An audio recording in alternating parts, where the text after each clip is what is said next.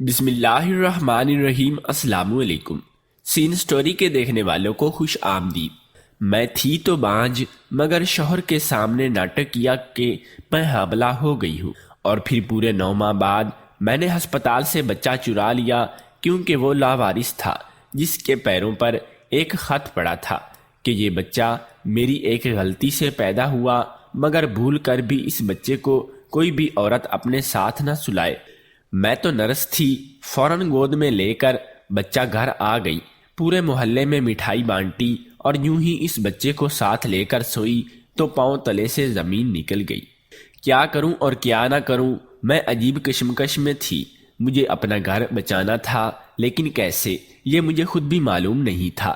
اگر یہ ایک ایسی بات تھی تو جو میرے لیے اختیار سے باہر تھی، میرے کیا، یہ تو کسی کے بھی انسان کے اختیار میں نہیں تھی، کیونکہ زندگی دینے اور پیدا کرنے پر تو صرف اللہ کی ذات ہی قادر ہے۔ میری شادی کو 6 سال کا عرصہ گزر چکا تھا، اور ان 6 سالوں کے عرصہ میں میری گود میں ہری نہیں ہوئی تھی، اور نہ ہی کبھی اس کی امید لگی۔ پہلے پہل آہستہ آہستہ اور اب بالکل واضح میرا شوہر اور میرے سسرال والے مجھے اس کمی کا احساس دلاتے تھے، دبے دبے انداز میں۔ تو کئی بار انہوں نے بھی یہ بتا دیا تھا کہ اگر مزید 6 مہینے یا 1 سال تک میں نے ان کی نسل کو آگے نہیں بڑھایا تو میرے شوہر کی دوسری شادی کر دیں گے، اور یہ میرے لیے بہت ہی خطرے کی بات تھی۔ اس سے پہلے کہ میرا گھر برباد ہوتا، میرے سر پر سوکن بٹھا دی جاتی، مجھے کچھ کرنا تھا۔ میں سوچ میں پڑ گئی تھی۔ آخر بہت زیادہ سوچنے کے بعد میرے ذہن میں ایک ترکیب آ گئی۔ یہ بہت بڑا رسک تھا، لیکن میرے سر پر سوکن کے آ جانے کا خطرہ بھی تو اتنا ہی بڑا تھا، نہ اس لیے کہ میں نے رسک لینے کا فیصلہ کر لیا تھا۔ میں پیشے کے اعتبار سے ایک سرکاری ہسپتال میں نرس تھی۔ شادی کے 6 مہینے گزرنے کے بعد ہی میں نے اپنے ہی ہسپتال کی ایک اچھی گائنی ڈاکٹر سے اپنا تفصیلی چیک اپ کروا لیا، اور مختلف ٹیسٹ کروانے کے بعد 1 ہفتے تک جب ان کی رپورٹس ملی تو مجھے یہ تب ہی معلوم ہو گیا تھا کہ میں آدھی ادھوری عورت ہوں، بانجھ ہوں، کبھی بھی ماں نہیں بن سکوں گی۔ میں نے یہ خبر اپنے سسرال اور اپنے شوہر سے چھپا لی تھی، اور خاموشی سے زندگی گزار رہی تھی، لیکن اب شاید خاموش رہنا ممکن نہیں تھا۔ مجھے یا تو سب کو سچ بتانا تھا، یا پھر اپنے لیے سوکن کو برداشت کرنا تھا، اور یہ بات تو بالکل واضح تھی کہ اگر میں سچ بتا دیتی تب تو میرے شوہر کی دوسری شادی 1 ہفتے کے اندر ہی ہو جاتی، اور یہ بات میرے لیے بالکل بھی قابل برداشت نہیں تھی۔ اس لیے میں نے 1 ہفتہ لگاتار دن رات سوچنے کے بعد ایک مضبوط پلان بنایا، اور پھر اس پر عمل کر لیا۔ میں نے ہسپتال سے اپنے لیے خود ہی ایک ذیلی رپورٹ تیار کی، اور اسے لا کر اپنے شوہر اور اپنی ساس کو دکھایا۔ سب کے چہرے خوشی سے کھل گئے تھے، یوں جیسے من کی مرادیں بر آئی ہوں، دعائیں قبول ہو گئی ہوں۔ میری ساس میرے صدقے واری جانے لگی، اور شوہر بھی مجھ سے بہت ہی خوش ہو گیا۔ میں نے جب یوں اپنی ساس اور اپنے شوہر کا رویہ اور ان کی خوشی دیکھی تو مجھے اپنا فیصلہ بالکل درست معلوم ہوا، لیکن اس وقت مجھے یہ اندازہ نہیں تھا کہ یہ فیصلہ میرے لیے ایک بہت بڑی آزمائش بننے والا ہے۔ میرا بہت زیادہ خیال رکھا جانے لگا تھا، سب خوش ہو گئے تھے، اور میرے ذہن و دل میں مستقبل کے اندیشے سر اٹھانے رہے تھے۔ رسک تو میں نے لے لیا تھا، اب خدا ہی جانے کہ اس کا نتیجہ کیا نکلتا۔ میں نے اپنے شوہر اور اپنی ساس کو یہ بتایا تھا کہ میں امید سے ہوں، مجھے حمل ٹھہر گیا ہے، میرے شوہر کی نسل آگے بڑھنے والی ہے۔ میں چونکہ نرس تھی، اس لیے بھی مجھے معلوم تھا کہ حاملی عورتوں کے ساتھ کیا کیا مسائل ہوتے ہیں، اس لیے بھی میں ایک حاملہ عورت ہونے کا ناٹک بھی بہت اچھے سے کر رہی تھی، اور میری ساس کو بھی میرے اوپر کسی قسم کا کوئی شک نہیں تھا۔ دن پہ دن گزرتے جا رہے تھے، اور وقت کے گزرنے کی رفتار تو ویسے بھی بہت تیز تھی۔ معلوم نہیں ہوتا، اور انسان ایک لمحے سے کیسے مہینوں اور سالوں کی گنتی مکمل کر لیتا ہے۔ مجھے اپنے حاملہ ہونے کی جھوٹی خبر پھیلاتے ہوئے 7 مہینے گزر چکے تھے۔ اب تک میری ساس پہچان نہیں سکی تھی، اور اب میں نے ساس کے کان میں یہ بات بھی ڈال دی تھی کہ میری ہیڈ ڈاکٹر کہہ رہی ہے کہ میرا کیس نارمل ہی ہوگا۔ دراصل 7واں مہینہ شروع ہوتے ہی میری ساس نے مجھ سے یہ کہنا شروع کر دیا تھا کہ میں 3 مہینے کی چھٹی لے کر گھر پر بیٹھ جاؤں، اور اپنا اور اپنے ہونے والے بچے کی صحت کا خیال کروں، جبکہ اصل حقیقت تو صرف مجھے ہی معلوم تھی، اسی لیے میں نے اپنی ساس کو سب اوکے ہے اور دکھائی بھی۔ ڈاکٹر کا لکھا ایک پرچہ بھی میں لے آئی تھی، جس پر میرے لیے ہدایات کے خانے لکھا ہوا تھا کہ ایکٹیو رہوں اور چلتی پھرتی رہوں، جسے دیکھ کر میری ساس مطمئن ہو گئی اور میں بھی بے فکر ہو کر پھر سے روزانہ ڈیوٹی پر جانے لگی تھی۔ اب مجھے اور فکریں ستانے لگی تھی کہ جھوٹ بول کر 9 مہینے کے لیے میں نے اپنی ساس اور اپنے شوہر کو مطمئن کر لیا تھا، لیکن اب آگے کیا کروں، بچہ کدھر سے لاؤں؟ میرے دن رات اب یہی سوچتے ہوئے گزر رہے تھے اور میں بہت پریشان رہنے لگی تھی، لیکن میری پوری کوشش تھی کہ میری پریشانی کی بھنک میرے شوہر اور میری ساس کو نہ پڑے، ورنہ وقت سے پہلے ہی میرا بانڈا پھوٹ جاتا اور میں کہیں کی نہ رہتی۔ میں نے سوچ لیا تھا کہ میں کسی دن طبیعت کی خرابی کا ناٹک کروں گی اور پھر کہہ دوں گی کہ بچہ مر گیا ہے، لیکن اس سے پہلے ہی اللہ نے میری لاج رکھ لی، میرے بے قرار دل کو قرار دے دیا اور میری جولی بھر دی۔ میرے حمل کے ناٹک کو 9واں مہینہ شروع ہوا تھا اور میں رات دن پریشانی کے عالم میں تھی کہ ایک روز مجھے ریبز کی طرف سے مدد مل گئی، بے یار و مددگار، لاوارث، اور وہ بہت رو رہا تھا۔ جب کافی دیر تک اس کے رونے کے باوجود بھی کوئی عورت اس کے قریب نہ آ گئی تو مجھے تشویش ہوئی اور میں اس کے پاس چلی گئی۔ بچہ بہت خوبصورت تھا اور آنکھیں بند کیے بس روئے جا رہا تھا، شاید اسے بھوک لگی تھی۔ میں نے جھک کر بچے کو اٹھایا تو میری نظر بچے کی جولی میں رکھے ایک خط پر پڑی۔ میں نے فوراً سے پہلے اس کا کاغذ پکڑا اور کھول کر پڑھنے لگی۔ اسے پڑھتے ہی میں خوشی سے نہال ہو گئی، میری تو عید ہو گئی، اب مجھے کوئی پریشانی ہی نہیں تھی۔ میرے جھوٹ کی لاج بھی اللہ نے رکھ لی تھی اور مجھے ماج عورت کی گود میں اللہ کسی نہ کسی بہانے سے اولاد بھی دے رہا تھا۔ میرے تو جیسے سارے ہی مسئلے ایک چٹکی میں حل ہو گئے تھے۔ میں نے بچے کو جھولے سے اٹھایا اور لے کر چل پڑی۔ خط کو میں نے پہلے ہی اپنے دوپٹے میں چھپا لیا تھا تاکہ کوئی دیکھ نہ سکے۔ پہلے میں نے سوچا کہ فوراً ہی بچے کو لے کر گھر میں چلی جاؤں، لیکن اس طرح شوہر کو شک ہو جاتا اور ہسپتال کے انتظامیہ بھی مجھے پکڑ لیتی۔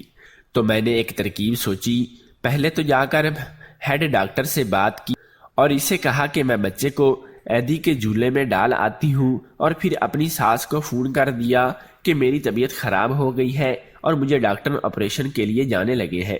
ایسا میں نے اس لیے کیا تھا کیونکہ مجھے یقین تھا کہ میری ساس مجھے دیکھنے کے لیے اتنی جلدی ہسپتال نہیں پہنچ سکتی، کیونکہ وہ اپنی ہی بہن سے ملنے دوسرے شہر گئی ہوئی تھی۔ اس کو واپس پہنچتے پہنچتے بھی کم سے کم 3 گھنٹے لگ جاتے، اور میرا شوہر ویسے بھی دفتر میں تھا اور دنیا چاہے ادھر کی ادھر ہو جاتی، وہ وقت سے پہلے کام چھوڑ کر کبھی نہیں آتا تھا۔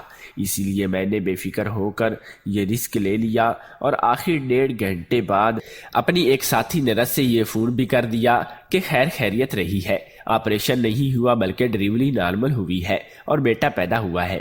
3 گھنٹے جیسے تیسے ہسپتال میں گزرنے کے بعد میری ساس بھی ہسپتال پہنچ گئی اور وہ گھر جانے کے بجائے سیدھا ہسپتال ہی آئی تھی، اور پھر وہ مجھے اور بچے کو لے کر ہسپتال سے گھر واپس آ گئی۔ سب لوگ خوش تھے اور میرے اس بچے کے صدقے واری جا رہے تھے، لیکن مجھے نہ جانے کیا ہوا تھا کہ جب سے اس بچے کو گود میں اٹھایا تھا تب سے ہی طبیعت عجیب بوجھل محسوس ہو رہی تھی۔ یوں لگ رہا تھا جیسے کوئی بھاری سا وجود میرے کندھوں پر بیٹھا مجھے تھکن میں مبتلا کر رہا ہے۔ شاید کسی ڈر کے باعث ایسا تھا، لیکن سب ٹھیک تھا۔ میرا راز فاش نہیں ہوا تھا، بلکہ میرا پردہ رکھنے اور میری اور میرے سسرال والوں کی اولاد کی خواہش پوری کرنے کے لیے اللہ نے بہترین انتظام فرما دیا تھا۔ پھر میری ایسی حالت کی کیوں ہو رہی تھی؟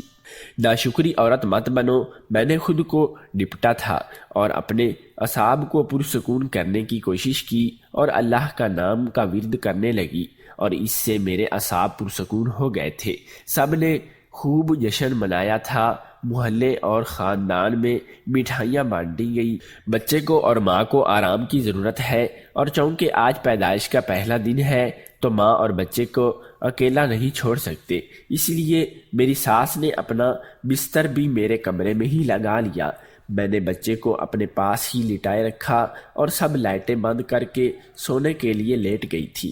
کہ اچانک سے وہ سب ہوا جو میرے وہم و گمان میں بھی نہیں تھا۔ میرا خوف سے برا حال ہو گیا تھا، یوں لگ رہا تھا جیسے پیروں تلے سے زمین نکل گئی ہو۔ میں وحشت کا شکار ہو کر چیخنے لگی تھی۔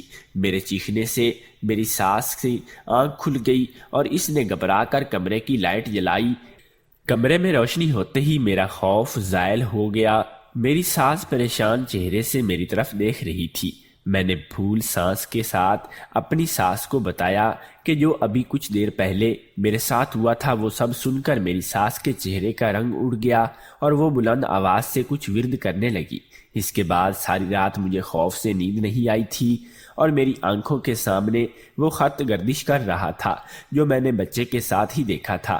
اسے پڑھا بھی تھا، لیکن جب میں وہ خط پڑھ رہی تھی تب میں نے اس بات کو سیریس نہیں لیا تھا، پر اب چند لمحے پہلے جو کچھ ہوا تھا میں سوچنے پر مجبور ہو گئی تھی۔ خط میں لکھا تھا کہ یہ بچہ میری ایک غلطی سے پیدا ہوا ہے، بھول کر بھی کوئی عورت اس بچے کو ساتھ سلائے نہ۔ خط میں لکھنے والی یقیناً بچے کی اصلی ماں ہی تھی اور اس نے بالکل سچ لکھا تھا، کیونکہ میں نے بچے کو اپنے ساتھ سلا کر اس کا نتیجہ بھی لیا تھا اور اب میں واہموں میں گھری بیٹھی تھی جس کے لیے میں نے 9 مہینے تک جھوٹا ناٹک کیا تھا۔ اتنا بڑا خطرہ مول لیا، کیا میری وہ مراد میرے ہاتھ آنے کے بعد بھی مجھ سے چھین جائے گی؟ جو سفر میں نے کامیابی پر ختم کیا تھا، کیا وہ پھر سے سفر پر آ جائے گا؟ مجھے ناکامی سے شدید خوف آنے لگا تھا، لیکن ڈر کے باعث میں بچے کو اٹھا کر گود میں بھی نہیں لے پا رہی تھی۔ اگر پھر بھی میری وہی کیفیت ہو جاتی جو پہلے ہو رہی تھی تو پھر میں سوچتے ہوئے بھی تھر تھر کانپنے لگی۔ میری غیرت ہوتی حالت دیکھ کر میری ساس نے ساری رات میرے ساتھ جا کر گزاری اور کمرے میں روشنی بھی چلتی رہی، لیکن میری ساس نے مجھ سے کسی بھی قسم کا کوئی سوال نہیں کیا تھا، بس خاموشی سے کچھ ورد کرتی رہی تھی۔ شاید اسی وجہ سے باقی کی رات آرام سے گزر گئی تھی اور کوئی اور پیشکش نہیں آئی تھی۔ اس طرح نارمل وقت گزرنے میں میری بھی پرسکون ہو گئی اور صبح فجر کے وقت میری آنکھ لگ گئی۔ میری ساس نے صبح اٹھتے ہی ایک عجیب کام کیا تھا۔ وہ کسی عجیب و غریب سے حلیے والی عورت کو گھر لے آئی تھی۔ ایسے دیکھتے میرے رونگٹے کھڑے ہو گئے تھے۔ مجھے اس سے خوف محسوس ہوا تھا۔ اس عورت کو دیکھ کر ایسا لگ رہا تھا جیسے وہ میرا راز فاش کرنے لگی ہو، ساری حقیقت سامنے کھول کر رکھنے والی ہو۔ میری ساس نے اس عورت کے اشارے کرتے ہوئے بچے کو اٹھا کر اس کی گود میں دے دیا اور میرا سر سوکھے پتے سے طرح لرز رہا تھا۔ عورت نے پہلے تو بچے کو بغور دیکھا اور پھر اپنی آنکھیں بند کر کے کچھ بڑبڑانے لگی۔ آہستہ آہستہ اس کی آواز اونچی ہونے لگی اور پھر وہ پوری شدت سے اپنا سر بھی گھمانے لگی۔ اسے دیکھ کر یوں لگ رہا تھا جیسے کوئی خطرناک سی بدروح غصے میں تڑپ رہی ہو۔ کچھ لمحے آنکھیں بند کیے وہ منہ میں ہی کچھ بڑبڑائی اور پھر ایک دم سے اس نے اپنی آنکھیں کھولی اور اس کی آنکھیں لال انگارہ تھی اور میری آنکھوں میں دیکھنے لگی۔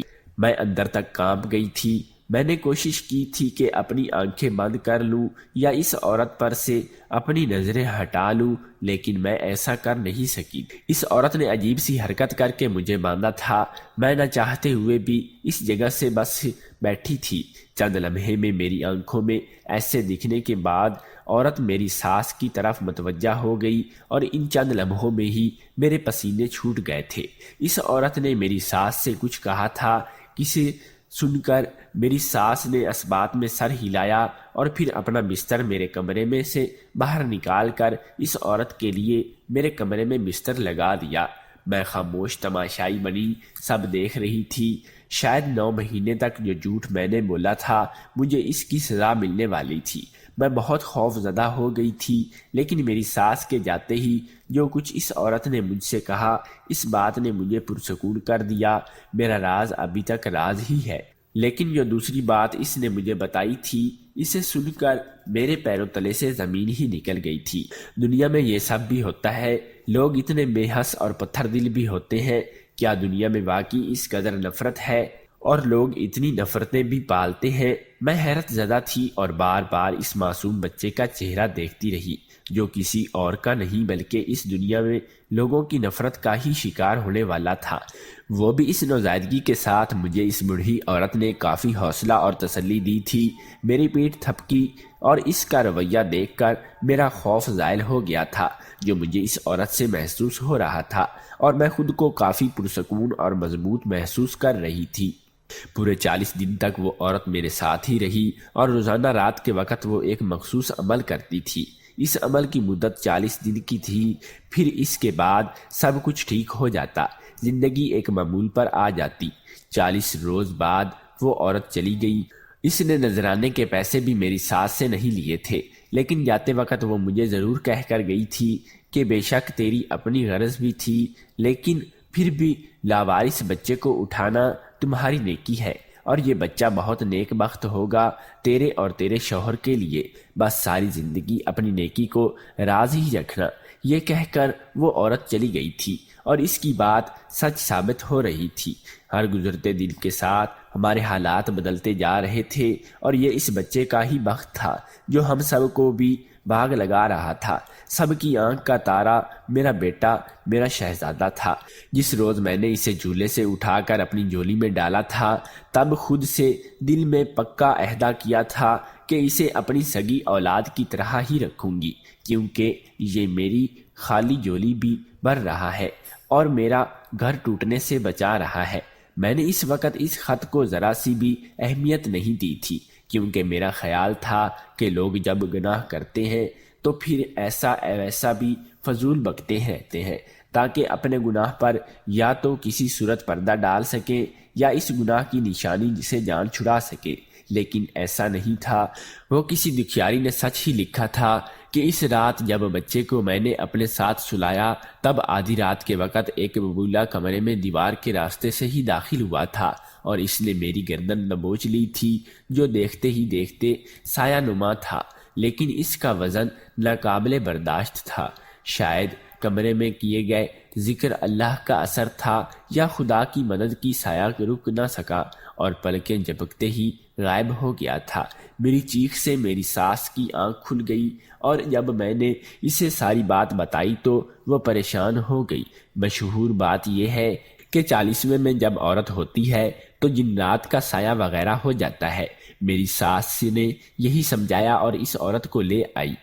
جب اس طرح کے معاملات میں اپنے عمل سے عورتوں کا سایہ ٹھیک کر دیتی تھی، لیکن جب وہ عورت آئی، اس نے عمل کیا تو اس کے عمل سے اس پر یہ بات کھل گئی تھی کہ وہ عورت نہیں ہوں جس کے ہاں بچے کی پیدائش ہوئی ہے، اور سایہ بھی مجھ پر نہیں ہے بلکہ بچے پر ہے۔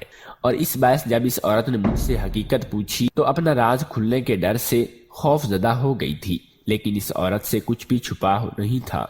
اس کے عمل نے جو کچھ بھی اسے بتایا تھا وہ سب اس نے مجھے بھی بتا دیا تھا، جسے سن کر میں حیرت زدہ تھی۔ یہ بچہ جیسے میں گود میں لیا تھا اور اپنے شوہر اور اپنی ساس سے کہا تھا کہ میرا بچہ واقعی ایک گناہ بھی پیداوار تھا، جسے ہمارا معاشرہ ناجائز اولاد کہتا ہے، لیکن یہ عشق و محبت کی نہیں بلکہ دشمنی کی داستان تھی۔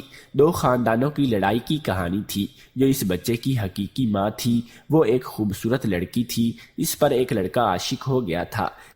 لڑکی کے خاندان میں ذات سے باہر شادی کرنے کا رواج نہیں تھا، اس لیے جب لڑکے نے رشتہ بھیجا تو انکار ہو گیا۔ لڑکا اور اس رسوخ والے خاندان سے تعلق رکھتا تھا، اچھا امیر خاندان تھا۔ اس نے انکار کو اپنی توہین جانا، اور لڑکے نے لڑکی اور اس کے خاندان سے بدلہ لینے کا سوچا، لیکن وہ کھل کر کچھ نہیں کر سکتے تھے۔ میڈیا پر خبر بن جاتی اور ایک اسکینڈل بن جاتا، اس لیے انہوں نے دوسرا راستہ اپنایا اور عالم علم کا سہارا لیا اور لڑکی پر جادو کروا دیا، جس کے زیر اثر لڑکی اس لڑکے کی محبت میں پاگل ہو گئی اور ہر حد سے گزر گئی۔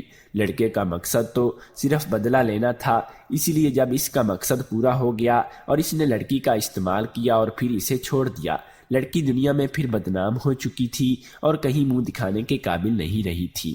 خاندان والے بھی دشمن ہو گئے تھے اور لڑکی سے قطع تعلق کر لیا تھا۔ ایک طرف محبت میں دھوکہ، دوسری طرف گھر والوں کا غصہ، کے ساتھ ہی لڑکی کو معلوم ہوا کہ وہ امید سے بھی ہے۔ دوسری طرف لڑکی پر جو کالا جادو کروایا گیا تھا، اس کے اثرات بھی لڑکی پر تھے۔ سخت خوف اور قسم پرسی کی حالت میں اس لڑکی نے وقت گزار کر بچے کی پیدائش کے وقت خود انتقال کر گئی۔ گھر والوں نے لڑکی کی محبت کو عیدی کے حوالے کیا اور بچے کو ہسپتال میں سے ہی چھوڑ کر چلے گئے۔ وہ کالا علم جو لڑکی پر کیا گیا تھا، اس کا اثر حمل کے دوران ہی بچے پر بھی ہو گیا تھا، اور بچہ بھی اس کالی اور شیطان طاقتوں کے نشانے پر تھا۔ اس لیے وہ سایہ اور اعصاب کے بوجھل ہونے کی شکایت مجھے بھی اس بچے کو گود میں اٹھانے کے بعد محسوس ہوئی تھی۔ کالے علم کا نشانہ ہم نہیں تھے، اسی لیے ہمیں کوئی نقصان نہیں ہوا، لیکن بچے کی جان تاحال خطرے میں تھی۔ اسی لیے اس عورت نے عمل کا توڑ کرنے کے لیے عمل کرنا شروع کر دیا تھا، اور 40 دن کے تھکا دینے والے عمل کے بعد اس کا توڑ اس عورت نے کر لیا تھا۔ اس کے ساتھ ہی ساتھ اس نے یہ بات میرے شوہر اور سسر سے چھپا رکھی تھی، اور اس پر اس عورت کی شکر گزار بھی تھی۔ معلوم نہیں تھا اندھیرے پھیلانے والوں کو ایک اور جیتی جاگتی خوبصورت سی لڑکی کی زندگی برباد کرنے والوں کا اپنا انجام کیا ہوا۔ میں ہمیشہ سوچتی تھی کہ ایک روز اچانک سے جب اس واقعے کو گزرے ہوئے 3 سال گزر چکے تھے، تب وہی بوڑھی عورت جو میری محسن تھی وہ آئی، اور اس دن وہ بہت ہی خوش تھی۔ اس نے مجھے ہنستے ہوئے کہا تھا، اجڑ گئے، برباد ہو گئے، تیرے بچے کے دشمن رل گئے۔ اس کی ماں کا انتقال قدرت نے اس سے لے لیا، اور ہنستی ہوئی واپس چلی گئی۔ مجھے یقین ہے کہ اس عورت نے بالکل ٹھیک کہا تھا۔ قدرت کا بھی تو قانون ہے کہ نیک کام کرنے والوں کو نیکی کا صلہ ملتا ہے، اور برے کام کرنے والے آخر کار اپنی ہی برائی کے گڑھے میں جا گرتے ہیں۔ لیکن کہیں نہیں، قدرت مہربان بھی تو ہوتی ہے نہ، جیسا کہ قدرت میرے اوپر مہربان تھی۔ میں نے بھی بس بغیر سوچے سمجھے اس جھوٹ بولا، لیکن میری بے چینی دیکھ کر، میری نیت کا خلوص دیکھ کر اللہ نے میرے لیے راستے کھول دیے تھے، اور ہر طرح سے میری جولی بھر دی تھی۔ بے شک میرا رب بہت بڑا مہربان تھا۔ اگر میں اپنی چلتی ہر سانس کے بدلے بھی شکر ادا کرتی تو اس کریم ذات کا شکر ادا کرنے کا حق ادا نہ کر سکتی۔